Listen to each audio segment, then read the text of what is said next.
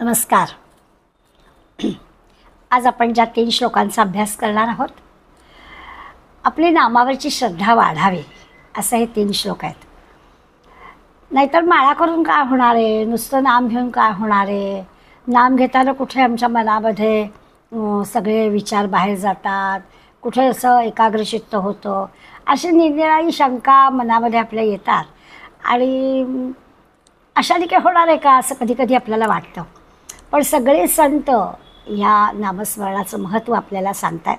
या संदर्भात सगळ्या संतांचं एकमत आहे आजच्या 3 श्लोकात. किंवा आपण जे प्रभाते म्हणे रामचिंतित जावा या शेवटचं पद असणारे जे श्लोक पाहतो आहे, त्याच्यामध्ये तुमचं आमचं नामस्मरणावरचं प्रेम वाढावं असा खरा समर्थांचा आग्रह आहे. आणि म्हणून आपल्या मनामध्ये जे जे काही येईल त्या सगळ्या गोष्टी खोडून काढण्याचा समर्थांचा प्रयत्न आहे. आजचा 73वा श्लोक आहे, देहे दंडणेचे महादुःख आहे.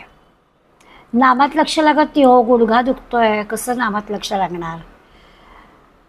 आज जरा सारखंच काहीतरी रात्रीनं उशीर झाला, झोपायला झोपच आली नाही, आज अगदी डुलकीच येते. निरनिराळी कारणं आपल्या शरीरासंदर्भातली नामस्मरण करताना असतात. त्या सगळ्यावरती आपल्याला असं वाटतं की त्यामुळे नाम होत नाही आहे. तर समर्थ आपल्याला सांगणारे की देहाला त्रास होणं, देहाला कष्ट होणं, अगदी देहदंड म्हणतो, जणू काही शिक्षाच होती आपल्याला, असं सगळं ते दुःखदायक वाटतं, खरी गोष्ट आहे. पण जर का खरंच आपण नाम घेताना काय करायचं की ह्या देहदंडनेचं भय बाळगायचं नाही. की ठीक आहे, दुखायचं तर दुखणार आहे, नाही घेतलं नाम तरी दुखणार आहे, घेतलं तरी दुखणार आहे, मग घेऊनच बघूया. आणि मग आपल्याला तसं नाम घेण्यामध्ये मुभा पण दिलेली आहे की असं काही नाही की अगदी मांडी घालूनच बसलं पाहिजे, टेकताच कामा नाही, काही नाही, अगदी आडवं पडून घेतलं तरी सुद्धा काय देहदंड करून नाम घ्यायला सांगितलेच नाही आहे. हां, प्रयत्न असावा, एक जागा, एक वेळ, छान पद्मासनात नाही तर वज्रासनात बसावं, असं सगळं म्हटलं तर नियम पुष्कळ आहेत पाळायला. पण देहदंड देऊन नाही आहेत, देहाला शिक्षा देऊन, देहाला त्रास होऊन करायचं असं काही कारण नाही. त्यामुळे हे जर काही मनात भय असेल की नामस्मरण करायचं तर खूप नियम आहेत आणि तरी देहाला त्रासदायक आहेत, तर नकोच करूया असं काही मानायचं कारण हे देहदंडनेचे महादुःख आहे. आपण महादुःखाची आणखीन पण डेफिनेशन पाहणार आहोत. पण वरवर अर्थ बघताना आपल्या लक्षात येईल की देहदंड वाटेल, देहाला त्रास होईल असं भय बाळगण्याचं की कारण नाही. उलट समर्थ आपल्याला सांगतात की रामनामाने शरीराला तर कष्ट नाहीच होणार, अन्य कारणानं काही शरीराला कष्ट होत असतील ना, वेदना होत असतील ना, तर ते दुःखसुद्धा नामस्मरणाच्या नादामध्ये निश्चितपणानं आपलं हलकं होईल. खात्री देत आहेत. महादुःख ते नाम घेता न राही. खरोखरच आपलं जर चित्त एकाग्र झालं आणि आपण नामामध्ये छान गुंतलो तर आपण विसरून जातो.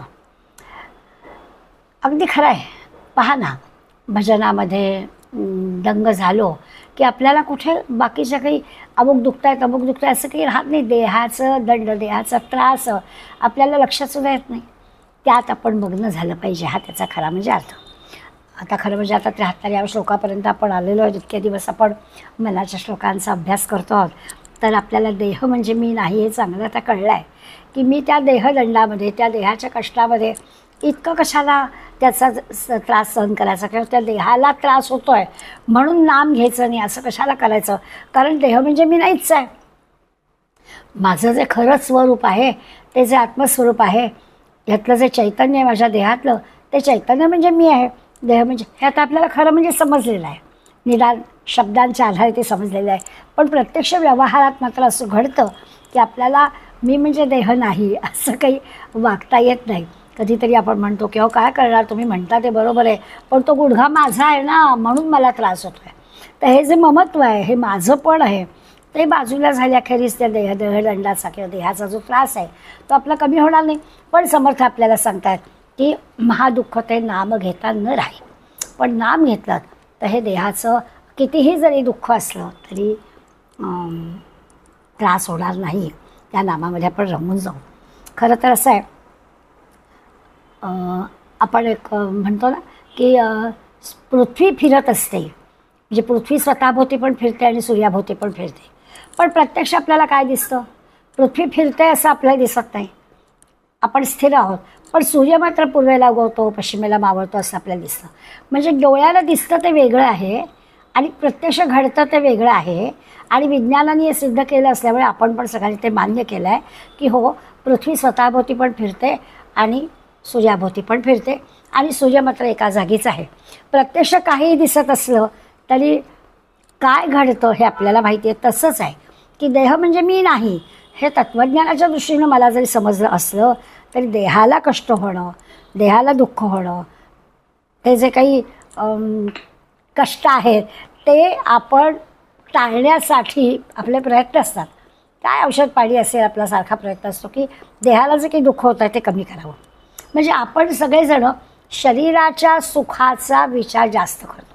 शरीर आनंदी ठेवावं, शरीर सुख असेल तर मला आनंदित राहता येणार आहे, अशा अर्थाने आपल्याला शरीराच्या सुखाचा विचार करावा लागतो. प्रत्यक्ष जरी मी म्हणजे देह नाही आहे हे तात्विकदृष्ट्या जरी किती मान्य असलं तरीसुद्धा त्या शरीराची काळजी घ्यावी लागते. त्या शरीराला काही कष्ट आहेत तर मात्र माझी पंचायत होते. मला जर सुख हवं असेल, मला जर आनंद हवा असेल तर त्या शरीराची मला काळजी घ्यावी लागते.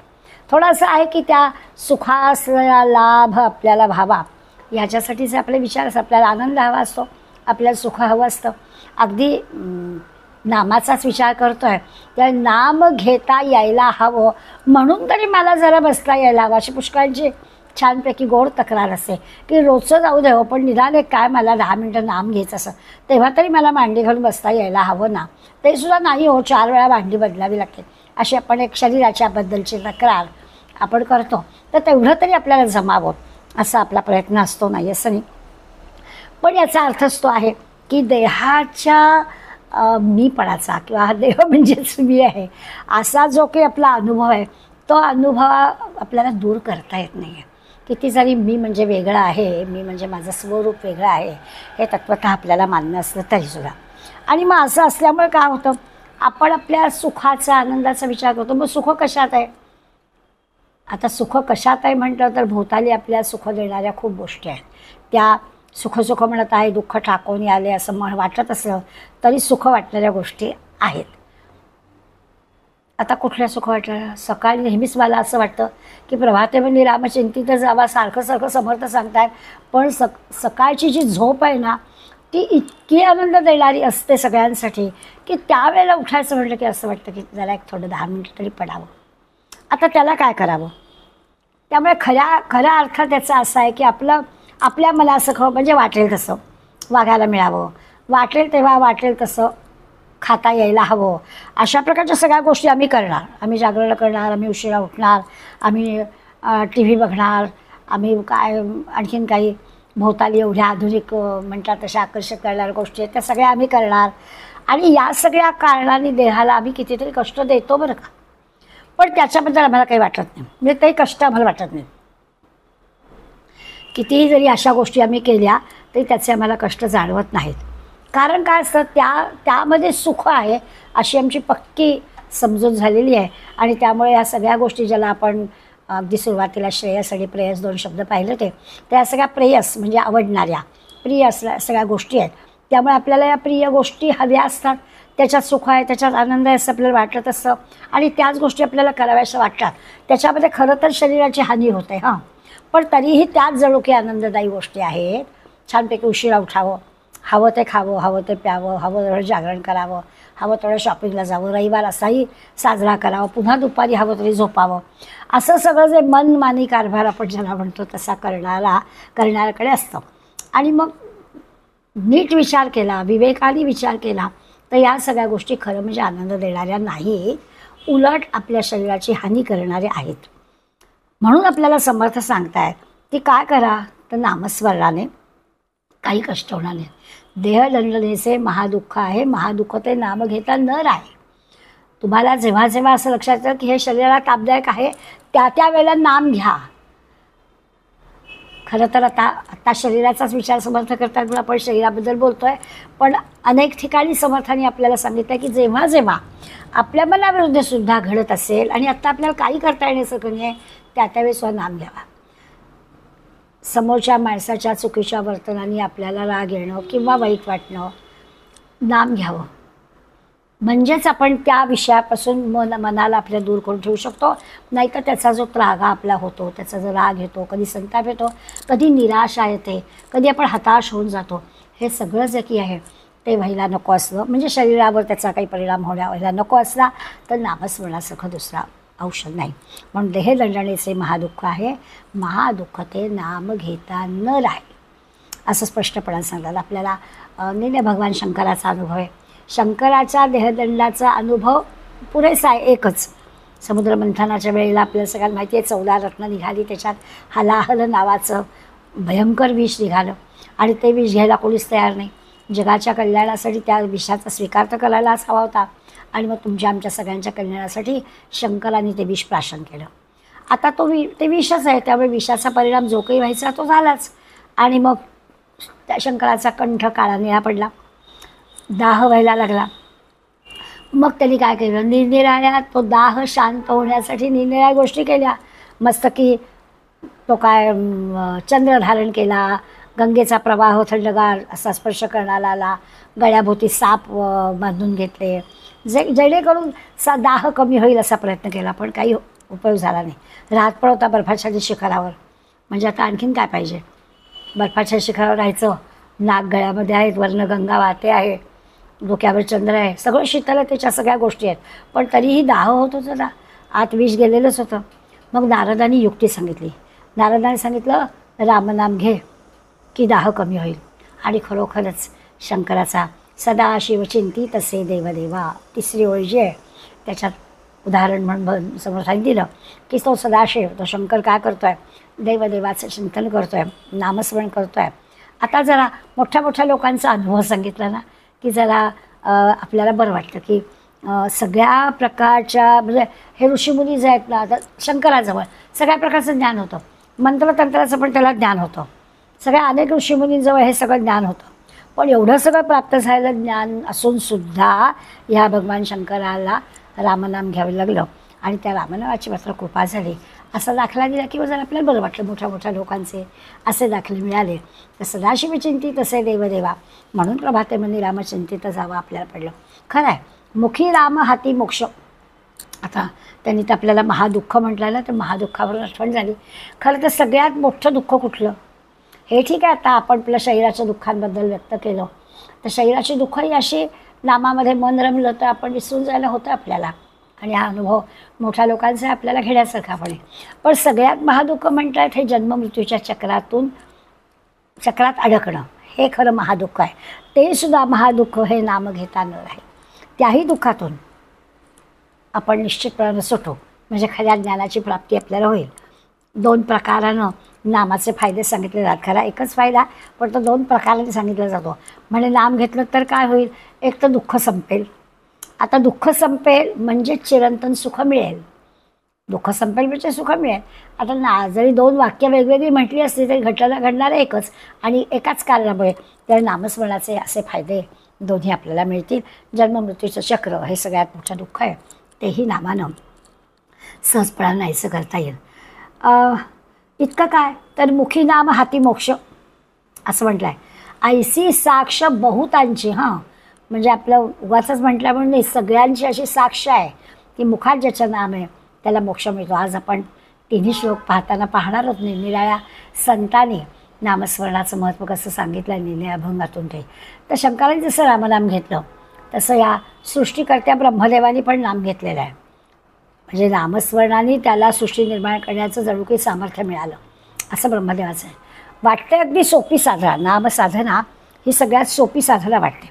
पण या नामसाधनेमध्ये सगळ्यात महत्त्वाची गोष्ट अशी आहे, ज्याला नामसाधना नीट जमली आहे त्याचा अहंकार गेलेला असतो. किंवा आपण असं उलटं म्हणूया, अहंकार ज्याचा पूर्णपणानं गेलेला आहे त्यालाच ही नामसाधना जमणार आहे. इतकं ह्या नामसाधनेचं सोपेपण असलं तरी त्याच्यात कठीणपण हे आहे की अहंकार गेला पाहिजे, तर ती नामसाधना नीटपणाने होईल. फार महत्त्वाची गोष्ट आहे. म्हणजे ज्या नामाने एवढे सगळ्या प्रकारचे कष्ट, सगळ्या प्रकारचे दुःखाचं निवारण होणार आहे, ते नाम आपल्याला घ्यायचं आहे. तर ते नाम मुखातून अगदी सहज बाहेर यायला हवं. ती सहजता यायला हवी असली तर अहंकार गेला पाहिजे. घ्यावं नाही लागता कामा आलं पाहिजे. मुखाने नाम घ्यावे असं म्हणण्यापेक्षा मुखातून नाम आलं पाहिजे. इतकी सहज, म्हणजे त्या नामधारकाचं त्या नामाशी इतकं जोडलं गेलं पाहिजे की तो आणि नाम वेगळं नाहीच. सहजपणाने त्याच्या मुखातून ते नाम आलं पाहिजे. तो जो नामधारक आहे ना, त्याची भगवंताच्या स्मरणाने वाणी गदगद झाली पाहिजे. डोळे अश्रूने असे भरले पाहिजेत. कंठ असा नामाने अवरुद्ध झाला पाहिजे. म्हणजे ते नामामध्ये पूर्णपणानं एकाग्र होणार आहे. असं शरीर रोमांचित झालं असलं पाहिजे. तर त्या नामातून पूर्णपणानं त्या नामात रमलं, देहभाव हरपून जाणं. इतकी जेव्हा शरणागती आपली तेव्हा ती नामसाधना होईल. म्हणजे म्हटलं तर नामसाधना सोपी आहे, पण नामसाधना जमणं ह्याच्यासाठी ह्या सगळ्या गोष्टी व्हायला पाहिजे. इतकं त्या नामाशी एकरूप आपल्याला होता आलं पाहिजे. म्हणजे मग अहंकार जाईल. पूर्णपणानं भगवंताशी शरण गेल्यानंतर मग अहंकार राहणारच नाही.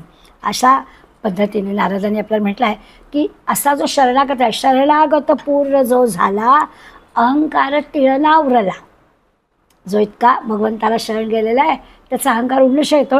जो पडला, रडला, हरला, भक्तीस पात्र तो झाला. बाकी काही होऊन दे, पण अहंकार गेला असेल तर तो छान नामाला चिकटेल आणि तो नक्की भक्तिमार्गी होईल. सगळ्या प्रकारचे पडणं झडणं सगळ्यातून तो मुक्त होऊन जाईल. अशा सचवण प्रभाते मनी राम चिंतित जावा, असं समर्थ सांगतात. खरं आहे, मुखे नाम उच्चारिता कष्ट नाही असं सांगून झालेलं आहे. मुखातून नाम यायला खरं सहज आलं पाहिजे, त्याच्यात कष्ट नाही. नाम हे सुखाचं साधन आहे, इतकं सहज पाहिलं पाहिजे. मग खरं मग कष्टाचं साधन कोणतं आहे? नाम हे जर सुखाचं साधन असेल तर कष्टाची साधनं कोणती आहेत? तर पुढल्या श्लोकामध्ये दिलेली आहेत. व्रते दान उद्यापने ते धनाची ही बहुतापली संकटे साधनांची आहेत. जी बाकीची साधनं आहेत ती थोडीशी त्रासदायक, थोडी कष्टदायक आहेत. नामाला काहीच नाही आहे. नामाला साधनं पण लागत नाही, कष्ट पण लागत नाही. पण नाम जमला आहे हे कळण्यासाठी जी काही त्या साधकाची अवस्था आहे ती मात्र आपल्याला लक्षात घेतली पाहिजे. आता कष्टाची साधनं कुठली? सुखाचं साधन आहे आपल्याला कळलं म्हणजे आपल्याला तुलना करता येईल की नाम हे जर सुखाचं साधन आहे तर कष्टाची साधनं कोणती असतात? काही खर्चाची साधनं असतात, काही कष्टाची साधनं असतात, काही समजा आपल्याला काही बंधन, पाठांतराचं बंधन घातलं तर त्याच्यासाठी आपल्याला वेगळे कष्ट घ्यावे लागतात. अशा प्रकारची साधनं असतात. तर ह्याला ना तप असं म्हणतात. आपण दासबोधामध्ये आध्यात्मिक आधिभौतिक हे पाहिलं तर तेव्हा तप पाहिलेलं आहे. तर आता ते तपाचे जे सत्वरज तम असे जे 3 गुण आहेत त्या तपाच्या 3 प्रकारांमधून आपल्याला कळतं की देहाला त्रास देणारे जे तप आहे ना त्याला तामस तप म्हणतात. आता आपण आत्तापर्यंत रामनामाचे कष्ट पडणार नाहीत, नामस्मरण असेल त्याला कष्ट पडणार नाहीत, तेव्हा त्या देहाच्याच दुःखाचा विचार करत होतो. पण देहाला त्रास देणारे जे ताप आहेत त्याला खरं म्हणजे तामस ताप म्हटलेलं आहे. आणि पूर्वीच्या काळी ऋषीमुनी जी साधना करायचे त्यावेळेला जे तप करायचे तेव्हा अशा काही गोष्टी म्हणजे हठयोगातल्या गोष्टी असतील किंवा पंचाग्नी साधन असेल, म्हणजे वरती सूर्य तळपतोय, दुपारचे 12 वाजलेले आहेत आणि भोवती अग्नी, अशी साधना करणं हा शरीराला त्रास देण्याची गोष्ट आहे. नामाने शरीराला कष्ट होत नाही आहेत, पण अशा प्रकारची काही साधना करणारे आहेत तर किंवा खूप उपास तापास करणं ही पण कष्टाची साधन आहे. या तपामुळे महादुःख होतं. महादुःख ते नाम घेताना राही म्हटलं आहे. तर महादुःख होण्याच्या अशा काही गोष्टी आहेत ते मात्र देहाला कष्ट देणारे आहेत. म्हणजे आधीच त्या देहाला निरनिराळे त्रास असतातच. जसं जसं वय वाढतं म्हणा किंवा अन्य काही आपल्या काही प्रेयस गोष्टी करता करता आपलं कल्याण होणारे असतात त्यामुळे असेल. पण असं निरनिराळे किंवा काही नाही तर आपण काळजी करतो, तो एक आपल्याजवळ दुःख करायला भाग असतो. अशा निरनिराळ्या गोष्टी आपल्या देहाचे कष्ट वाढवणाऱ्या, शरीराला त्रास देणाऱ्या, मनामुळे शरीराला त्रास होणाऱ्या अशा पण अनेक गोष्टी आहेत. यासुद्धा खरं म्हणजे त्या महादुःख म्हणजे तामस तपातच येतात. आणि हे सगळं महादुःख घेता न राहे ते आपल्याला खरं म्हणजे पटलं आहे. आता ते म्हणतात बहुतापली संकटे साधनांची. आत्तापर्यंत ठीक आहे, ही शरीराचे जे काही कष्ट आहे ते नामस्मरणाने जातात, आपल्याला जरा पटलं. मग अनेक साधनं आहेत. म्हणजे पूर्वीच्या काही यज्ञयाग असायचे. आता यज्ञयागाची तयारी खूप करावी लागायची ना, अनुष्ठानं करायची, याग करायचे किंवा तीर्थयात्राला जायचं, निर्णय तीर्थक्षेत्री जाऊन तिथे वेगवेगळ्या प्रकारच्या उपासना करायच्या. असं अजूनही असतं की अगदी त्या दत्ताच्या ठिकाणी जायचं आणि तिथे गुरुचरित्राचा सप्ताह करायचा. अशी काही काही मंडळी आता अशा ठिकाणी, किंवा अगदीच काही तर स्वतःचं अन्न स्वतःच खाऊन जायचं, किंवा नर्मदा परिक्रमा करणं, अशा कितीतरी गोष्टी आहेत की त्या तसं म्हटलं तर अशा प्रकारची अनुष्ठानं ठरवणं, अशा प्रकारचं काही तीर्थयात्रा ठरवणं, निरनिराळ्या उपासना करणं, ह्या सगळ्याला कष्ट आहेत. किंवा अगदी काहींच्याकडे कुलधर्म कुलाचार पण मोठ्या प्रमाणात असतात, काही सांप्रदायिक मंडळी असतात ती संप्रदायाचे म्हणून काही गोष्टी करत असतात. हे सगळं म्हटलं ना तर हे सगळे प्रकार कष्ट करायला लागणारी साधन आहे. आता याला तरी संकटे साधनांची म्हटलं आहे, तर या सगळ्या साधनांमुळे बरोबर आहे थोडा त्रास होणं, त्याचं संकट वाटणं हे स्वाभाविक आहे. त्याचा ताण येतो. यज्ञ करायचं किंवा हे सगळं अनुष्ठानं करायची तर इतक्या गोष्टी जमवाजमवी कराव्या लागतात, तर त्याचा ताण शरीरावर मनावर येणं स्वाभाविकच आहे. बरं, त्यात पुन्हा असं असतं की त्या यज्ञाच्या सगळ्या याच्यामध्ये काही समजा चूक झाली किंवा काही उणीव राहिली तर काहीतरी भलतंच घडतं, असे पण उल्लेख आपल्याला वाचायला मिळतात. आणि त्यामुळे त्याचा एक ताण, त्याचा त्रास होणं हे स्वाभाविक आहे. दुसरं असतं काही प्रकार खर्चिक पण असतात. तेव्हा अलीकडे जरा कमी झालं आहे, पण बऱ्याचदा आपण नाशिकला त्र्यंबकेश्वरला जाऊन काय याचं काय नागबळी वगैरे तर त्याला बरेच पैसे पण खर्च करायची गोष्ट आहे. त्यामुळे अशा देहाला कष्ट किंवा मनाला कष्ट किंवा आपल्या खिशाला कष्ट कुठे काही असेल हे सगळे असू शकतात. बरं, इतकं करून ते काही खात्रीचे उपाय असतील असं पण म्हणता येत नाही. त्यामुळे आता 74व्या श्लोकामध्ये जे आपल्याला ते सांगतायत की ही गोष्ट खरी आहे, बहुतापरी संकटे साधनांची व्रते दान उद्यापने ते धनाची, हे असं असू शकतं. व्रत करायचं, बरं असं आहे की व्रत करणाऱ्याला जर त्यातली सगळी माहिती असेल तर ठीक आहे, पण ती नेहमी सगळी माहिती असतेच असं नाही. मग तो कोणाला तरी विचारतो, त्याला स्वतःला की त्यातलं मंत्रतंत्र येत नाही. म्हणजे जे पौरोहित्य करणारे असतात त्यांच्या भरोशावर ते असतं, त्यांना पण सगळी माहिती असतेच असं नाही. असली तरी ते सगळं या यजमानाकडून करवून घेणं, त्यामुळे त्याची समजा यजमानाच्या दक्षिणेवर त्याचं सगळं अवलंबून असेल तर गडबड होईल. म्हणजे याची निष्ठा नाही, याला काही माहिती नाही आणि त्याची नजर फक्त पैशावर, अशा अनेक गोष्टी असू शकतात. त्यामुळे व्रतेदान उद्यापने ते धनाची, हे बरोबर आहे. पुन्हा असं आहे ना, यजमान आताच्या हल्लीच्या काळात तसं खरं म्हणजे नाही आहे, पण पूर्वी फार म्हटलं जायचं की पूजेचं याला मात्र आपलं काहीतरी छोटे छोटे श्रीफळ, काहीतरी सुपाऱ्या, काहीतरी असं. अरे जेवढं तुम्ही चांगलं भगवंताला द्याल तेवढं तुमचं चांगलं होणार आहे ना. आपल्याला जसं चांगलं लागतं तसं का नाही भगवंताला चांगलं द्यायचं, असा विचार खरं म्हणजे करून यजमानी केलं पाहिजे. म्हणजे मग ते देहदंड हे काय व्रतेदान उद्यापन ते धनाचे मग कमी करावं, थोडं करावं, पण ते चांगलं करावं. उगाच तिथे कंजूशी करण्यात अर्थाने पूजेसाठी व्रतासाठी आपल्या खिशाला परवडेल असं आपण व्रतदान उद्यापन करावेत. आपण जो काही खर्च करतो तो उत्तम मार्गानं मिळवलेला असावा. श्री सुक्तामध्ये जसं म्हटलं आहे ना की आपण कुठून तरी कसा तरी पैसा कमवला आहे आणि मग काहीतरी पूजाबिजा घालतायत आणि खर्च करतायत असं नाही. आपल्या कष्टाने चांगल्या मार्गाने आपण मिळवलेला पैसा आहे, त्या पैशाने आपण आपले व्रतांचं उद्यापन करावं असं समर्थानं सांगायचं आहे. असं चांगल्या पद्धतीने केलं तर चांगलं फळ आपल्याला मिळेलच. आणि मग असा दिनांचा दयाळू मनी आठवावा.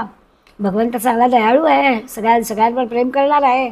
तो परमात्मा दिनांविषयी तर त्याला अतिशय प्रेम आहे, त्याच्या अंतःकरणात गरीब माणसांबद्दल दया आहे.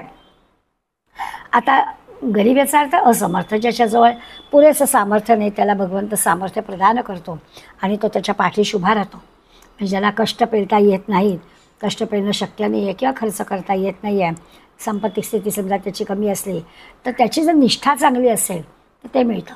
पण निष्ठा हवी, उत्कटता हवी, जे जसं आहे तसं त्याला मनापासून करावंसं वाटायला हवं, प्रयत्नांची तरी शिकस्त करायला हवी.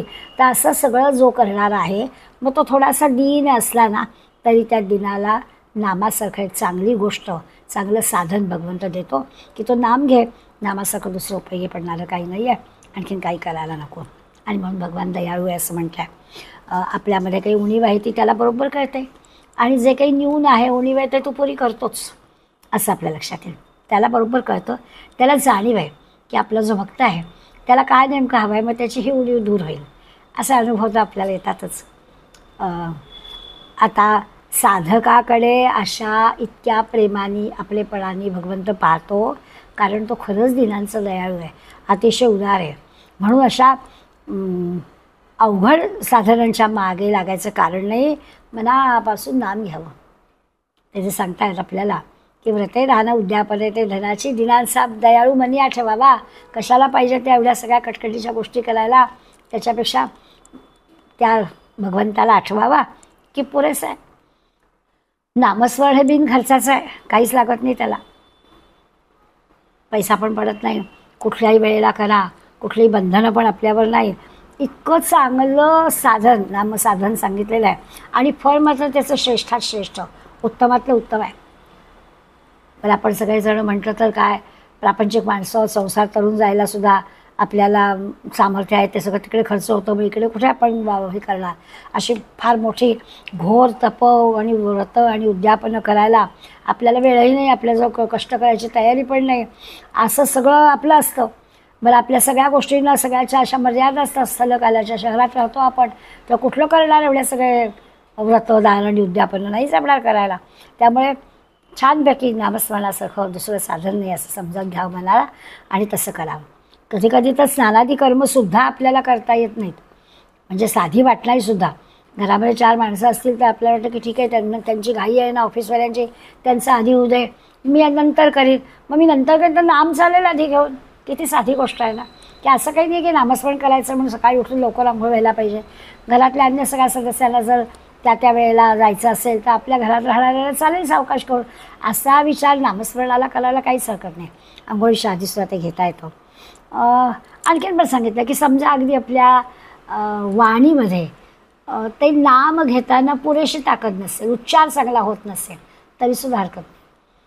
कोणत्याही प्रकाराने नाम घ्या, भगवंताला ते जाऊन मिळतंच मिळतं असं त्याला सांगायचं. सर्व काळी सर्व प्रकारे सहज घेता येणारी गोष्ट आहे आणि खात्रीनं संकटमुक्त करणारी गोष्ट आहे, असं हे नामस्मरणाचं साधन आहे. संत सज्जनांनी अगदी म्हणजे ज्ञानी संत आहेत ना, त्यांनीसुद्धा ज्ञानोत्तर या नामस्मरणाचा आश्रय घेतलेला आहे. आत्मज्ञान होऊनसुद्धा पुन्हा ते नामच घेत आहेत, इतकं नामस्मरण हे साधन चांगलं आहे. अतिसोपं आहे हे तर आहेच, आणि अतिसोपं असल्यामुळे खरं म्हणजे अशी जेव्हा अतिसोपी गोष्ट असते ना, तेव्हा तिच्याकडे दुर्लक्ष होतं. सहज कुठली गोष्ट मिळाली ना की त्याचं मोल आपल्याला वाटत नाही. म्हणून आपल्याला नामस्मरणाचं इतकं महत्त्व पुन्हा पुन्हा समर्थ पटवून देत आहेत. अगदी सोप्या गोष्टींकडे दुर्लक्ष होतं. इतकं साधं सोपं, सगळ्या सुविधा सहज उपलब्ध असणारं, काहीच त्याच्यामध्ये नियम नसणारं अशी गोष्ट आहे. म्हणजे जसं असतं ना की साधं कोमट पाण्यामध्ये मीठ घालावं आणि गुळण्या कराव्यात, तो सोपं औषध आहे. सोपं औषध आम्हाला नको, आम्ही डॉक्टरांच्या गोळ्या घेऊ, त्याच्यात पैसे खर्च होतील, डॉक्टराला भेटायला लागेल, जायला लागेल, खात्रीने उपाय होईलच असं नाही. पण सर्दी खोकला आहे, सीझन बदललेला आहे, पावसाळा सुरू आहे, तर काही नाही, रोज नियमितपणानं सकाळी गुळण्या कराव्यात की ते पुरेसं आहे, दिवसभर काही त्रास होणार नाही. पण आम्हाला जे सोपं आहे ना ते करावंसं वाटत नाही, तिथे दुर्लक्ष होतं आमचं. तसं ह्या साधनांमधल्या नामसाधनेचं आहे. सगळ्यात सोपं असणारं नामसाधन आहे. आणि तिथे तुका म्हणे आहे सोपे सर्वा होनी, शहाणा तो धनी घेई तेथे तेणे. जो शहाणा आहे ना तो घेतो बिचारा. सोपं असणारं साधन आहे. जरा थोडी गोडी लागेपर्यंत जरा बळजबरी करावी लागते, नाही असं नाही, पण गोडी लागेपर्यंत बळजबरी करायची. त्याच्यासाठी थोडा अट्टहास करायचा, की मनाला थोडंसं हिंमत द्यायची की नाही करायचंच. थोडी निष्ठा वाढवायची, निर्धार करावा लागतो. पण तेवढं झालं आणि एकदा का आपण जे चिकटलो तर ते सांगतात तुका म्हणे आहे सोपे सर्वाहून. सगळ्यात सोपं आहे. आपली बुद्धी थोडी अंतर्निष्ठ करावी लागते, अंतर्मुख व्हावं लागतं. सगळ्यांना जे पटतं आहे ते योग्य आहे असं आपल्या मनाला आधी पटवून घ्यावं लागतं. थोडंसं इंद्रिय दमन करावं लागतं. मनापासून सगळ्या इंद्रियांना चापकात ठेवावं लागतं. तिथे थोडं आहे, हे काही इतकं सोपं नाही आहे असं वाटणारं, पण हे एकदा जमलं तर आपलं काम झालं. अर्थात मुखाने नाम घेणं पुरेसं नाही. मुखाने तर घ्यायचंच आहे, म्हणजे वैखरीनं तर घ्यायचंच आहे, पण बुद्धीनं जप करायला हवा. मन बुद्धी चित्त सगळं तिथे लागलं पाहिजे. पण निदान सुरुवात तर होऊ दे. त्या वैखरी तर वैखरीने पण नाम सुरू करावं. हळूहळू आपल्याला त्याचा एक मार्टिन बुबर नावाचा विचारवंत होता. त्याचं पुस्तक होतं आय अँड दाऊ, म्हणजे मी आणि तू. तर आता प्रार्थनेमध्ये मी आणि तू मधला संवाद तो सांगतो आहे. त्याची जे प्रार्थना आहे तर तो तुझा माझ्या संवादाबद्दल बोलत आहे. पण आता हा जो काही बुबर आहे हा काही संत नाही आहे. त्याने आपल्या मनात आलेला विचार सांगितला आहे आणि विचार सांगितल्यामुळे त्याचा अनुभव नाही येतो. संत जे आपल्याला नामाबद्दल सांगतात की तू आणि मी एकच, हा संतांचा अनुभव आहे. हा काही अनुभव सांगत नाही आहे आणि त्यामुळे अनुभव नसल्यामुळे नुसत्या शब्दांनी काम होत नाही. पटलेलं आहे म्हणजे वैखरीने नाम घेणं सुरू करून ते बुद्धीने पण व्हायला पाहिजे. हे बुबरचं जे आहे ना यू अँड मी, हे वैखरीच्या नामासारखं आहे. पण हरकत नाही सुरुवात करायची. अनुभूती मात्र हवीच. म्हणजे बुद्धीने नाम घ्यायला हवंच. त्या नामामध्ये सहजता यायला हवीच. नाम घेणं आणि नाम येणं, त्यातलं नाम येणं जमलं पाहिजे. सहज मुखातून नाम आलं पाहिजे. अशा पद्धतीचं आहे. कारण नुसतं वैखरी नाम घेऊन होत नाही. पावसाची गाणी गायली म्हणजे काही तहान भागत नाही. पावसाची तहान किती पडला पाऊस ते तहान भागायचं असेल तर प्रत्यक्ष पाणी प्यावंच लागेल. किंवा खवय्यासारखे नुसते टी व्हीवरच्या हे पाहिले किंवा काय एखाद्या रेसिपीचं पुस्तक वाचलं तर काही पोट नाही भरणार. ते सगळं बनवावं लागेल. तसं वैखरीच्या नामाचं आहे. नाम घेऊन होईल पण खरं बुद्धीने नाम घेतलं तर त्याचा उपयोग आहे. अनुभूती ज्याला म्हणतो ती अनुभूती आपल्याला आली पाहिजे. परमात्म्याच्या बाबतीत अनुभूतीला फार महत्त्व आहे. आता इथे आपल्याला काही बहुतापली संकटे साधनाची व्रते दान उद्यापने ते धनाची सांगितलं आणि भगवंत दिनाचा दयाळू मनी आठवावा आहे आणि म्हणून त्याच्या मनी आठवावा त्याला, कारण तो दयाळू आहे. म्हणून हा बुबर जो म्हणतोय ना की व्यक्ती आणि परमात्मा, तू आणि मी असे शब्द वापरले त्यांनी. आपल्यासाठी व्यक्ती आणि परमात्मा आपण म्हणू, याचा तो संवाद आहे. तर तुम्हीचा संवाद जो आहे तो संवाद म्हणजे काय आहे तर ती तू आणि मी एकच असल्याची प्रार्थना असायला हवी. ते जर जमली तर हा वैखरीने सुरू होणारं जे नाम आहे ते पूर्णपणानं अगदी सहज मुरून जाईल आणि अगदी त्या नामामध्ये सहजता येईल. जिथे तू मी असेल तिथे गडबड आहे, तिथे वादविवाद होईल, तिथे प्रार्थना नाही होणार. जिथे तू मी एक होऊन गेलेलो आहे, अद्वैत झालेलं आहे, तिथे मात्र नक्की प्रार्थना होईल. म्हणजे एकरूप होण्याची आवश्यकता आहे. वैखरी नाम घेताना सुरुवातीला मग अशी म्हटलं तसं की मनात काही ते वेगळे विचार आहेत, दिसत आहे आपल्याला भोवती काही वेगळं आणि तोंडाने आपलं नाम चालू आहे. जसं होतं ना की एखादा अभंग आपण म्हणताना त्या शब्दांच्या अर्थाकडे आपलं इतकं लक्ष जात नाही. पण तोच अभंग जरा आपण एकटेच शांतपणानं मनाशी पाहिला ना असं अरे ह्याच्यात केवढा अर्थ साठवलेला आहे. पण नुसतं अभंग गाणं किंवा ऐकणं ह्याच्यामध्ये आपण काही वैखरी बोलल्यासारखं आहे, ती प्रार्थना होत नाही. ते जर प्रार्थनेसारखा आनंद राहायचं की त्या शब्दांमधनं येणारा जो अर्थ आहे तो मनाला आपल्या बुद्धीला आपल्या भावला पाहिजे. मग ते आपल्याला मी तू पण उरणार नाही. मग तिथे वाद नाही. अगदी वाद काय विवाद काय संवाद काय काहीच नाही. ती खरी खरी प्रार्थना होईल. तो नामस्मरणाचा आतून आलेला आवाज होईल. आता याचं समर्थाने वर्णन आपल्याला केलं आहे की त्यांनी मौनच समजावलेलं आहे. म्हणजे हे जे असं वाटणं आहे ना तर नाम आतून येणं, मग त्याच्यातून वैखरीने मुद्दाम घ्यावंच लागत नाही. आपल्याला परापश्चंते मध्यमा वैखरी माहिती आहे, मग ते आतून चाललेलंच असतं. कदाचित वैखरीतून प्रत्यक्ष येणार पण नाही. आपण मौनात आहोत असंच वाटेल, पण ती सहजता आपोआप होईल.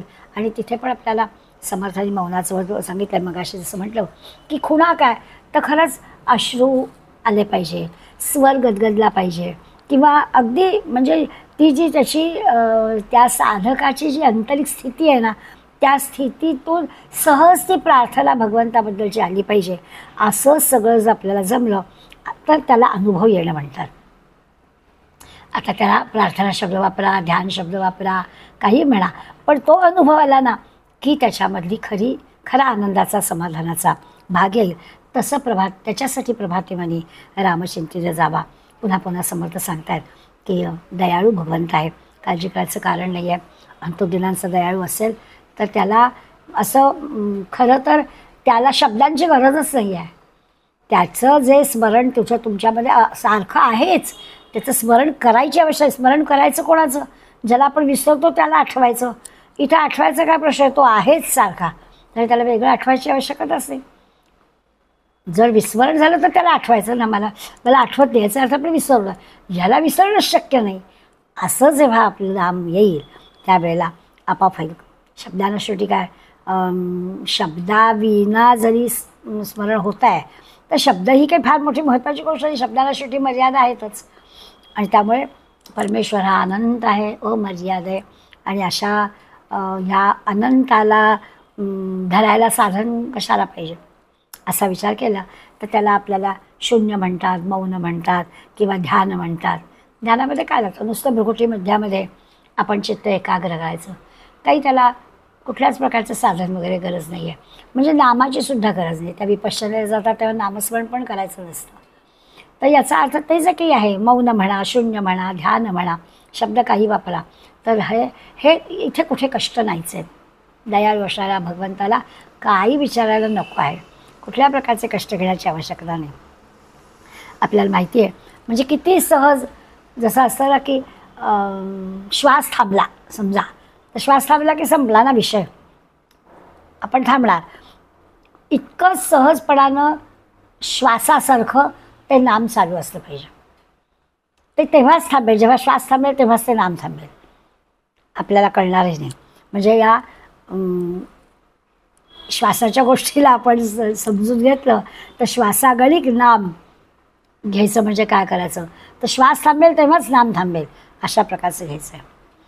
आता इतकं समजून घेतलं तरी आपलं दीनत्व का आहे? तुम्ही दिनांचा दयाळू आहे म्हणजे आपण खरंच आपल्याला कळतं आहे हे सगळं, पण तरी देखील आपल्याला त्यांनी म्हटलं आहे की मी आहे ना पाठीशी. सगळं भगवंतांनी सांगितलेलं आहे, पण तरी देखील प्रत्यक्ष कृती होणार नाही. म्हणून सांगतात की दिनांचा दयाळू मनी आठवावा, त्याचं स्मरण करावं आणि प्रभाते मनी रामचिंतित जावा, की झालं. मग काही व्रत दान उद्यापन करायची गरज नाही असा सहज अर्थ आहे. इतकं म्हणजे त्या आत्मारामाचं चिंतन हीच साधना आहे खरं म्हणजे.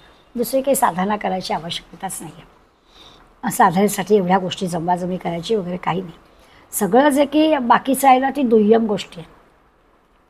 फक्त त्याच्याशी जोडलं जाणं इतकीच गोष्ट हवी आहे. अन्य सगळ्या गोष्टी दुय्यम आहेत. साधनं सगळी दुय्यम आहेत. किती गोळा करा काही त्याची आवश्यकता नाही आहे. फार तर असं होईल की परंपरेने आला आहे, आमच्या आधीच्याने केलं म्हणून आम्ही केलं, पूर्वीच्या लोकांनी केलं म्हणून आम्ही करतो. बाकी खरं म्हणजे काहीच त्याची आवश्यकता नाही. आपण सगळ्या संत वचनांचा विचार केला तर आपल्याला नामस्मरणासारखे रामनामाच्या जपासारखं दुसरं काही नाही आहे. ते जमलं की झालं. आता सुरुवातीला पोपटासारखं होईल. म्हणजे आपण जप करताना घेऊया ना, अगदी काही हरकत नाही. पोपटाचं असं की आपण बोलू तरी तो पुनर्चक त्याचा काही त्याला अर्थ कळत नसेल तर सुरुवातीला साधकाचं सुद्धा असं होईल. पोपटासारखं तो नाम घेत राहील. पूर्वजांनी आपल्याला सांगितलं आहे, संतांनी आपल्याला सांगितलं आहे, मग आपण घेऊया, हरकत नाही. पण त्या हळूहळू त्याचा तो भाव त्याच्यामध्ये आला, तन्मयता आली की स्वतःला पूर्ण विसर्जित करता येईल. आपल्याला तेच नेमकं हवं आहे. तर सुरुवात करताना जरी असं झालं तरी एक ना एक दिवस प्रभाते रामाचं चिंतन होईल. दिनांचा दयाळू आपल्याला आठवता येईल. तो आपल्याला नक्की भेटेल अशी खात्री या पुढल्या 74व्या श्लोकातील आहे. पुढे म्हणतात समस्तामध्ये सार साचार आहे, कळेना तरी सर्व शोधून पाहे, जीवा संशयो वावगा तो त्याजावा. आधी संशय, त्याचा तो वावगा संशय तो त्याजावा आणि प्रभाते म्हणी रामचिंतित जावा. किती माणूस संशय असतो ना. समर्थाने इतकी लक्षात माणसांची इतकं निरीक्षण त्यांनी केलं आहे ना की त्या निरीक्षणाच्या आधारे माणसांचे सगळे प्रकार त्याला अनुभवायला आलेले आहेत. त्यामुळे ते आपल्याला सांगतात की माणसाच्या मनात संशय असतो, पुन्हा तो संशय वावगा असतो. मना संशय वावगा तो वावगा संशय त्याजावा, काढून टाका. हे त्या प्रत्येकाला आपापलंच शक्य आहे. दुसऱ्यांनी किती प्रयत्न केले त्यांनीच त्याचा तो संशय काढून टाकायला हवा आहे. म्हणून समस्तांमध्ये सारस आचार आहे. आता समस्त म्हणजे कोण? तर समस्तांच्या मध्ये म्हणजे वेद, शास्त्र, उपनिषद, श्रुती, स्मृती, पुराणं, ही जी काही सगळे संत वचनं, हे सगळे जे काही ग्रंथ आहेत, या सगळ्यांचा जर आपण शोध घेतला तर खरं काय हाती लागेल, तर समस्तांमध्ये सार साचार आहे. खरं जे सार हाती लागेल ना, तर समर्थ म्हणतात विश्वास नसेल तर स्वतः शोधून पहा. मी सांगतोय म्हणून विश्वास ठेवायला असं काही नाही. सगळ्यांमध्ये सार तर देवाचं नाव. उपनिषद घ्या, वेद ब्रह्म घ्या, श्रुती घ्या, संत ग्रंथ घ्या, पण माझा विश्वास ठेवायचा असला नाही तर स्वतः शोधून पहा, तर तुमच्या लक्षात येईल की सगळ्यामध्ये काय असेल तर सार म्हणून असेल तर ते देवाचं नाव आहे. कळे ना तरी सगळं शोधून पहा. नाही आपल्याला पटत आहे, सगळं शोध घ्या. अनेक वर्षांच्या अभ्यासाने हे सांगितलेलं आहे, अनेकांनी सांगितलेलं आहे. ते लक्षात येण्यासाठी किंवा पटवून देण्यासाठी तपश्चर्या केलेली आहे. अगदी ती तपश्चर्या करताना स्वार्थ त्याग करून, स्वतःच्या जीवनाचा त्याग करून केलेला आहे. समर्थांसारख्या संतांनी तर सगळी देशकाल परिस्थिती सांभाळलेली आहे, ती पाहिलेली आहे, त्याबद्दलचं पण चिंतन केलेलं आहे. आणि समाजाच्या सगळ्यांना काय जमेल असा विचार करून त्यांनी निर्णय दिलेला आहे की नाम हेच सार आहे. सगळ्यांना जमेल असं, सगळ्यांना रुचेल, पटेल, करता येईल असं हे आहे. म्हणून समस्तामध्ये सार साचार आहे. कळे ना तरी सर्व शोधून पाहिजे. मी सांगतोच आहे, पण नाही कळलं तर स्वतः शोध घ्या. तुकाराम महाराज वेद अनंत बोलिला, अर्थ इतुकाची साधिला. किती वेद पुराणं वाचली ढिगाराभर, त्यातला अर्थ एवढाच कळला. मग त्याच्याविषयी काय करावं, विठोबाशी शरण जावे, नामनिष्ठेने घ्यावे. करायचं काय एवढे ग्रंथ वाचून? किती ग्रंथ वाचले तरी हेच कळणार आहे की नामासारखा दुसरा उपाय नाही. प्रभातेमध्ये रामचिंतित जावा, हेच सगळे ग्रंथ आपल्याला सांगणार आहेत. तर मग हेच करा, विठोबाशी शरण जावे आणि निजनिष्ठे नाम घ्यावे. छान मनापासून निष्ठेने नाम घ्यावं. सर्व साधनांचे सार तरी भवसिंधू पार. नाम घेतलं ना सगळ्या साधनांचा आहे, भवसिंधू तरुण जाता येईल. पण काय होतं, माणसाला पटतच नाही. इतकं सोपं आहे आणि सगळे संत सांगतायत, पण माणसाला पटलं पाहिजे ना. त्याला पटत नाही, त्याचा विश्वास बसत नाही. आणि मग ह्यांनी काय होणार आहे, नुसत्या नामस्मरणाने काय होणार आहे? ग्रंथ वाचले पाहिजेत, अर्थ लावला पाहिजे, ज्ञानेश्वर काय म्हणतात, तुकाराम काय म्हणतात, समर्थ काय म्हणतात, सगळं कळलं पाहिजे. हल्ली कसं असतं, जाहिरातबाजीवर विशेष असतं. प्रदर्शनं, जाहिरातबाजी, दुकानदारांची जी काय अशी छानपैकी मांडणी केलेली असते, ती आकर्षक मांडणी, या सगळ्या भूलभुलैयातून आपण वस्तू खरेदी करायला जातो. आणि सगळी अशी भूलभुलैयाच आहे. आपल्याला आकर्षित करून घेण्यासाठी या सगळ्या गोष्टी असतात. म्हणजे त्या भूलभुलैयामुळे दबडीची गोष्ट आपण पुष्कळ 25 रुपये खर्च करून घेतो. आणि मग लक्षात येतं नेहमी गमतीनं आपल्याला सगळ्या, आपण कधी ना कधीतरी फसलेलो असतोच. छानपैकी गजरा घ्यावा, घरी आलं लक्षात यावं तो तगरीचाच आहे. कसा त्याला तर मोगरीचा फवारा मारतात का वाश येतो ईश्वराला माहिती आहे. घरी आल्यावर फसलं आपण तसं कळतं. तरी अशी फसवेगिरी सगळीकडेच आहे, आपल्याही क्षेत्रात आहे. हे करून बघा, ते करून बघा, आम्ही तिकडेच जातो. मग तिथे जाऊ, त्यापेक्षा नाम घ्या. समर्थ म्हणाला कशाला जात आहे, काही आवश्यकता नाही. संतांचं सांगणं असं आहे, पण आम्ही ते विसरतो. आम्ही काही तर ऐकत नाही. उगाचच आपण फार बुद्धिवादी आहोत, फार मोठे ग्रंथ आपण अभ्यासतो आहे, हे केल्याशिवाय काही होणार नाही, ते केल्याशिवाय होणार नाही असं आपल्याला वाटतं आणि आपण ते करतो. म्हणून समर्थ सांगतायत की संशय घेऊ नका. जेव्हा संशयो वावुगा तो त्यजावा. सगळं काय होतं तर संशय घेऊ नका म्हणणं ठीक आहे, पण आपण जे काही ऐकतो वाचतो त्यामुळे आपल्या मनात ना खूप प्रश्न निर्माण होतात. त्यांनी म्हटलं आहे संशय घेऊ नका आणि वावगा संशय घेऊ नका असं पण म्हटलं आहे. चुकीचा काहीतरी मनात आणू नका, संशय मनात घेऊ नका. पण एकीकडे गीतेने आपल्याला परिप्रश्नेनं सेवया असं पण सांगितलेलं आहे की मनात जर काही प्रश्न आला तर योग्य पद्धतीनं त्यातल्या जाणकाराला जरूर विचारावं. आता असं आहे की जो विचारी आहे, विवेकी आहे, त्याच्या मनात शंका येणं स्वाभाविक आहे. वावुगा संशय त्याच्यावर जरी म्हटलं असलं तरी विचारी माणसाच्या मनामध्ये प्रश्न निर्माण होतात. हो, असं कसं होईल? त्यामुळे एकाने केलं मग त्याला ह्या करण्याचं हे फळ मिळालं, मग मी पण करून बघते असं म्हणतो आपण. आणि मग तसंच्या तसं करावंसं वाटणं, निरनिराळ्या गोष्टी करणं हे स्वाभाविक आहे. परंतु या परमार्थाच्या क्षेत्रामध्ये समर्थ सारखा जो संत आहे त्याला ना असं गबाळे पण मान्य नाही आहे की ठीक आहे प्रश्न विचारायला हरकत नाही, मनात काही शंका आली तर विचार, पण भोळेपणानं नाहीच करायचं आहे आपल्याला, काही खात्रीपूर्वकच करायचं आहे, त्याचा अनुभवच आपल्याला घ्यायचा आहे, पण वावगा संशय नाही घ्यायचा.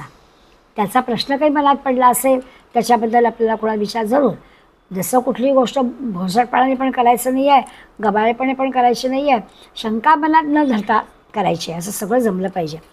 या संबंधी ना उपनिषदामध्ये कथा सांगतात कसं आपण विचाराने विवेकाने करायला हवं, त्याच्यासाठी म्हटलं आहे. आता उपनिषदांची कथा आहे त्यामुळे तिथे आत्मज्ञानाच्या प्राप्तीचा विचार आहे. महादुःख जे आहे जन्ममृत्यूच्या चक्रातून सुटणं ते आत्मज्ञानाचा विचार आहे. तर एक असुरांचा राजा होता विरोचन नावाचा आणि दुसरा देवांचा राजा इंद्र. हे इंद्र आणि विरोचन दोघंही जण आत्मज्ञानाच्या प्राप्तीसाठी प्रजापतीकडे म्हणजे ब्रह्मदेवाकडे आले आणि ब्रह्मदेवाला म्हणाले आम्हाला आत्मज्ञानाची प्राप्ती आहे. तो आता असुरांचा हा पण आलेला आहे, राजा पण आलेला आहे, म्हणजे विरोचन पण आलेला आहे आणि इंद्र पण आलेला आहे. एक देवांचा राजा आहे आणि एक असुरांचा राजा आहे, पण दोघंही प्रजापतीकडे आलेले आहेत आणि त्यांनी ब्रह्मदेवानी त्यांना ब्रह्मचर्य व्रत धारण करून 1-2 नाही 32 वर्ष तपश्चर्या करायला सांगितलं, सेवा करायला सांगितलं, तप करायला सांगितलं आणि त्यांनी तसं केलं. 32 वर्ष या विरोचनाने पण आणि इंद्रदेवानी पण म्हणे ब्रह्मचर्य पाळून सेवा केली. आणि मग त्या प्रजापतीनं त्या दोघांना समोर एक पाण्यानं भरलेलं पात्र ठेवलं होतं आणि त्याच्यात डोकावून बघायला सांगितलं. किती साधी परीक्षा आहे ना, की 32 वर्ष आधी झालेलं आहे तपश्चर्या करून, आता आत्मज्ञानाची प्राप्ती झाली आहे की नाही किंवा झाली आहे याचा पुरावा काहीतरी हवा ना. तर परीक्षा काय घेतली तर पाण्यानं भरलेलं एक पात्र समोर ठेवलं आणि त्याच्यात डोकावायला सांगितलं आणि विचारलं काय दिसतंय. आता प्रश्न असा आहे जे दिसतं आहे तो आत्मा आहे असं प्रजापतीने सांगितलं. पाण्याच्या पात्रात डोकावल्यावर काय दिसतंय, खरं तर सामान्यपणानं आपलंच प्रतिबिंब दिसणार, पण आता प्रजापतीने सांगून टाकले जे दिसतंय तोच आत्मा आहे. आता तोच आत्मा आहे. दोघंही जण काहीच बोले हो म्हणाले आणि परतले. 32 वर्ष सेवा करून झालेली आहे, 32 वर्ष तप करून झालेला आहे आणि म्हणून पात्राबिल जे दिसतंय तो आत्मा आहे आणि दोघंही परत गेले. आता प्रजापतीला लक्षात आलं की अरे दोघंही जण परत गेले, कसं काय, कोणीच आपल्याला काही विचारलं नाही, मी जे काही सांगितलं त्याचा विचार पण केला आणि हो म्हणाला आणि निघून गेले. काय दिसलं, त्याचा अर्थ काय आहे. तो असुरांचा राजा जो विरोचन आहे याला दिसलंच ना, पाण्यात प्रतिबिंब दिसलं, त्यांनी विचार केला की अरे आपलंच प्रतिबिंब आपल्याला दिसतं आहे या पात्रामध्ये, त्याचा अर्थ असा आहे की देह म्हणजेच आत्मा आहे. त्या विरोचनाने अर्थ लावला की ज्या अर्थी माझंच प्रतिबिंब दिसलं त्यांनी सांगितलं की जे दिसतं आहे तो आत्मा आहे, त्यामुळे देह म्हणजेच आत्मा असा त्या विरोचनाने अर्थ लावला आणि त्याला काही त्याच्यात गैर वाटलं नाही. परंतु इंद्र मात्र असा होता की त्याला विचार करायला लागला की प्रजापतीने आपल्याला जे दिसतं आहे तो आत्मा आहे असं म्हटलं, प्रतिबिंब तर देहाचं पडलं, पण देह म्हणजे काही आत्मा नाही. मग आत्म्याचं वर्णन आहे ना की ते अमृत आहे, अभय आहे, असे शब्द आहेत त्याच्यामध्ये. आता देहाला भय आहे, आत्म्याला भय नाही म्हटलं आहे, पण देहाला भय आहे. बरं देह काही अमर नाही, तो अमर आहे.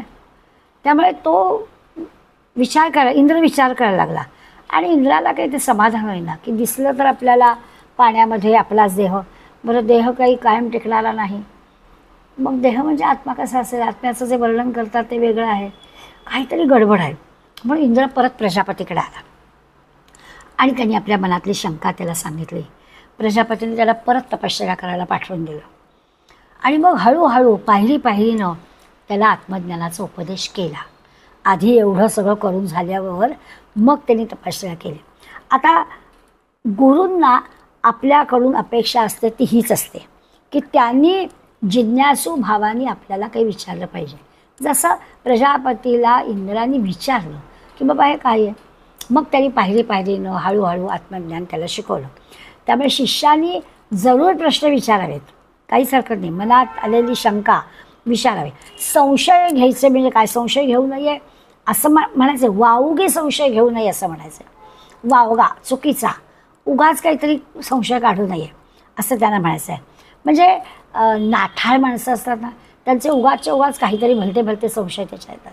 मागच्या वेळेस आपण पाहिलं ना, ते उसाचा रस काढणारा तो बैल म्हणे एकाच जागी उभा राहिला, तर नुसतीच मान हलवली तर आवाज येईल आणि प्रत्यक्ष रस निघणारच नाही.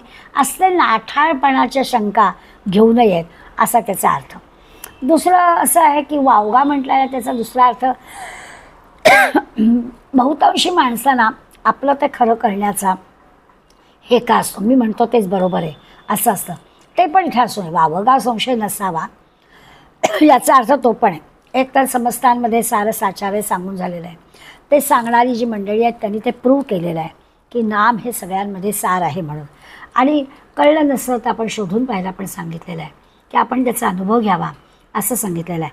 आणि म्हणून मग त्या जीवाला उगाच वावगा संशय बुद्धीला, बऱ्याच जणांचं असं असतं आमच्या बुद्धीला पटलं तर आम्ही बघू, आम्हाला ते मान्य झालं पाहिजे.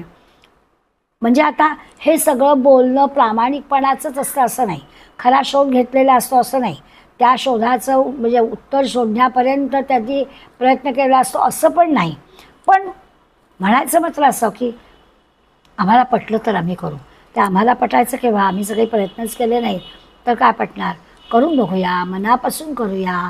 इतक्या सगळ्यांना जर चांगला अनुभव येतो तर आपल्याला पण येईल. त्याच्यासाठी जरा अधिक प्रयत्न करावे लागतील. एखाद्याला इतका वेळ लागला म्हणजे मला पण तेवढ्याच वेळात होईल असं पण नाही. अशा सगळ्या गोष्टी मनाशी घेतल्या पाहिजेत आणि केलं पाहिजे. म्हणून ते वावगा किंवा खोटा संशय घेऊ नका सांगते.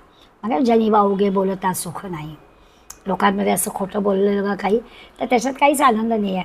बरं असं आहे ना की एकदा एखादं वावगं बोललं गेलं तर तो ठप्पा पडलाच. पुन्हा जरी आपण कधी खरं सांगत असलो तरी लोक विश्वास ठेवू नका, काही खात्री नाही असं होईल. त्यामुळे वावगं बोलू नये असं म्हणतात. संशय टाकून द्यावा. असं आहे की बघा आपल्या प्रत्ययाला येतं की मनातला संशय दूर झाला ना की मग आपल्याला प्रत्यय यायला लागतो की खरोखर समजतांमध्ये नाम हे सार आहे.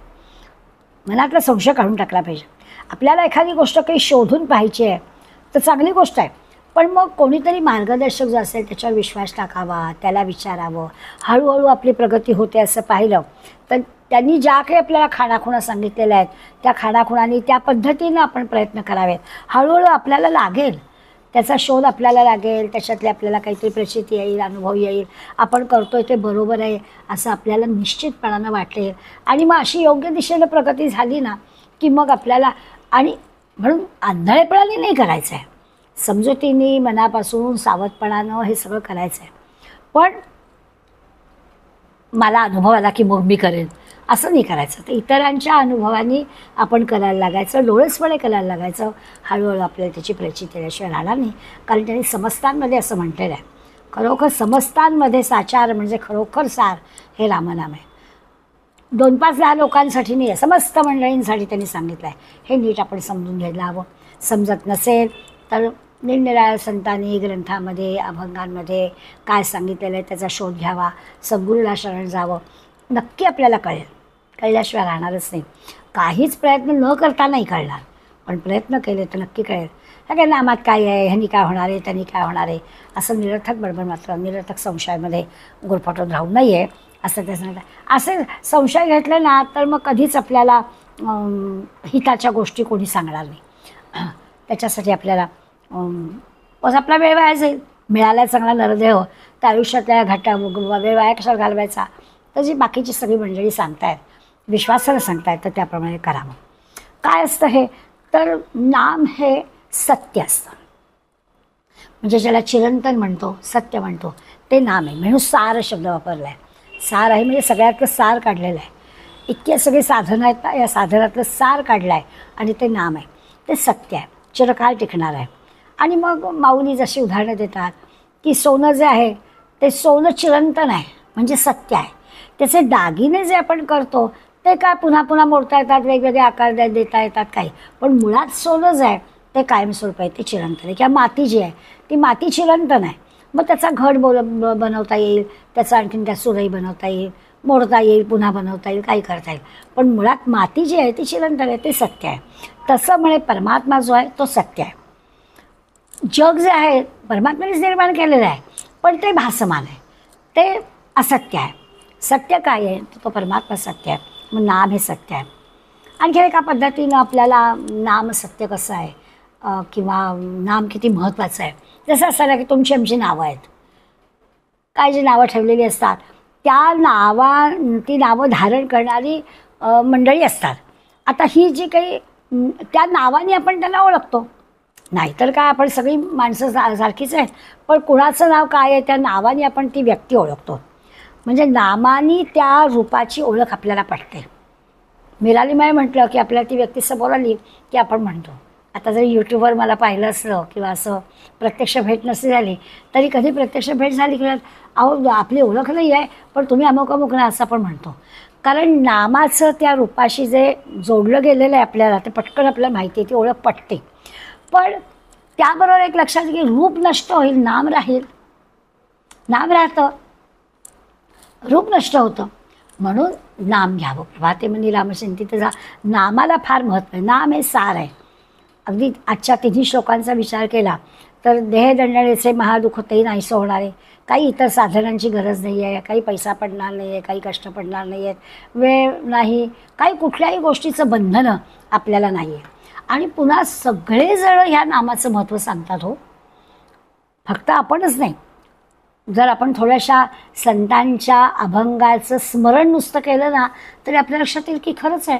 सगळेजण नामाचं, निवृत्तीनाथांचा अभंग आहे, नामाचे नि बळे तरीजे संसार. नामाने तुम्ही संसार करून जाणार आहात. अगदी सहज निवृत्तीनाथ आपल्याला सांगतात. ज्ञानदेव नामे तुटे देहबुद्धी, नामे होये कार्यसिद्धी. तुम्ही नाम घ्या, देहबुद्धी तुमची संपेल आणि कुठलंही काम चांगलं हाती घ्या, कार्यसिद्धी प्राप्त होईल. सोपानदेव म्हणतात नामाला परब्रह्म. नाम हेच परब्रह्म आहे, आणखीन काही करायचीच आवश्यकता नाही आहे. इतकं कशाला? नाथ महाराजांनी कलियुगी हेची सार हा शब्द वापरला आहे. कलियुगी हेची सार नामस्मरावे निरंतर.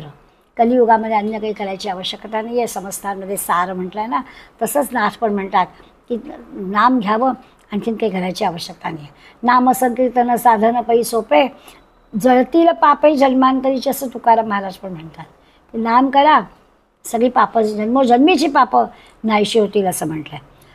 रामकृष्णाने तर ही रामनाम नौका भवसागरी तराया म्हटलं आहे की हा भवसागर तरुण जायला हवं असेल तर रामनामासारखी दुसरी होडीच नाही.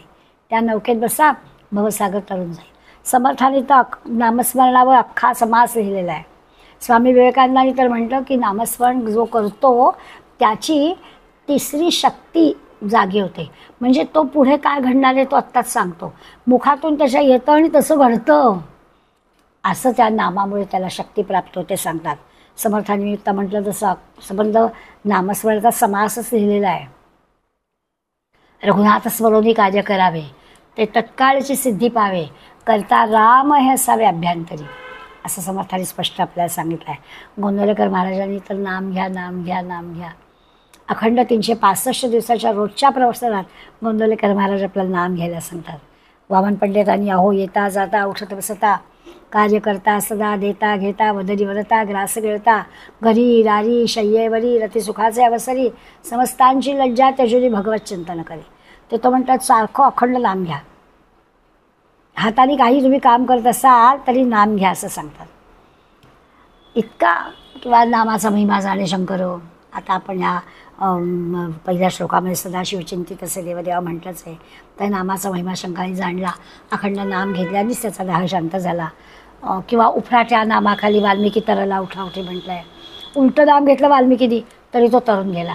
म्हणजे राम म्हणता येत नाही, मला म्हटलं पण झालंच की हो त्याचं राम. आणि असं उफराटं नाम घेऊन सुद्धा वाल्मिकी तरला असं म्हटलं आहे. किंवा हरिनामे प्रल्हाद तरला, प्रल्हादाने सुद्धा नाम घेतलं. किती त्याच्यावरती मुद्दाम संकट आणली गेली, त्याच्यामध्ये सुद्धा तो तरुण गेला. म्हणून नाम अखंड स्मरावे, प्रभाते म्हणी रामचिंतित जावा, अखंड नाम घ्यावं असं समर्थ आपल्याला या 3 श्लोकांमध्ये सांगतात. प्रभाते म्हणी रामचिंतित जावं. जीवनाच्या सकाळी दिवसाच्या सुरुवातीला इतकंच काय, अखंड प्रत्येक काम करताना, सुरुवात करताना आणि काम संपताना, म्हणजे काम करता करता सुद्धा आपण नाम घेतो आहे असाच त्याचा अर्थ होतो. असं नामस्मरणाचं महत्त्व, नामस्मरणाचं सुलभपण, सहजता, अशा तिन्ही श्लोकांमध्ये समर्थांनी सहज वर्णन केले. मी सुरुवातीलाच म्हटलं की अगदी सोपे श्लोक आहेत, त्यामुळे फार काही त्याच्यामध्ये अर्थ जटिल करून सांगण्यासारखं नाही आहे. पण सोपं असलं तरीसुद्धा आपल्या रोजच्या जीवनामध्ये ते करत असताना आपल्या मनात येणाऱ्या शंका कुशंका कशा दूर व्हाव्यात याचाही समर्थांनी आज उल्लेख केला आहे. आणि मनामध्ये कुठे आपल्या जरा शंका असेल की ह्यांनी काय होणार आहे, तर ती दूर होईल अशा पद्धतीचं विवेचन समर्थ आपल्या 3 श्लोकातून करतात. आज आपण इथे थांबूया. पुढल्या वेळेला पुढला श्लोक. धन्यवाद.